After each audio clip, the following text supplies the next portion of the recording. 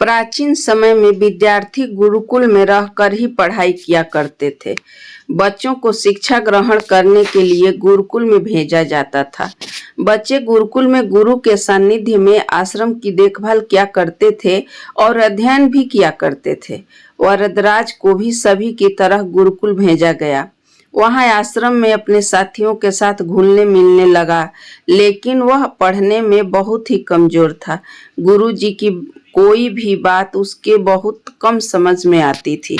इस कारण सभी के बीच वह उपहास का कारण बनता है। उसके सारे साथी अगली कक्षा में चले गए, लेकिन वो आगे नहीं बढ़ पाया। गुरुजी ने भी आखिर हार मानकर उसे बोला, बेटा वरदराज, मैंने सारे प्रयास करके देख लिया है।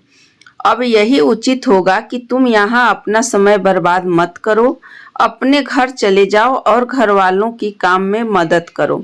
वरदराज ने भी सोचा कि शायद विद्या मेरी किस्मत में नहीं है और भारी मन से गुरुकुल से घर के लिए निकल गया। दोपहर का समय था। रास्ते में उसे प्यास लगने लगी। इधर उधर देखने पर उसने पाया कि थोड़ी दूर पर ही कुछ महिलाएं कुएं से पानी भर रही थीं। वह कुएं के पास गया। वहां पत्थरों पर रस्सी के आने जाने से निशान बने हुए थे। तो उसने महिलाओं से पूछा, यह निशान आपने कैसे बनाए? तो एक महिला ने जवाब दिया, बेटे, यह निशान हमने नहीं बनाए। यह तो पानी खींचते समय इस कोमल रस्सी के बार बार आने जाने से ठोस पत्थर पर भी ऐसे निशान बन गए हैं। वरदराज सोच में पड़ गया। उसने विचार किया कि जब एक कोमल से रस्सी के बार बार आने जाने से एक ठोस पत्थर पर गहरे निशान बन सकते हैं, तो निरंतर अभ्यास से मैं विद्या ग्रहण क्यों नहीं कर सकता।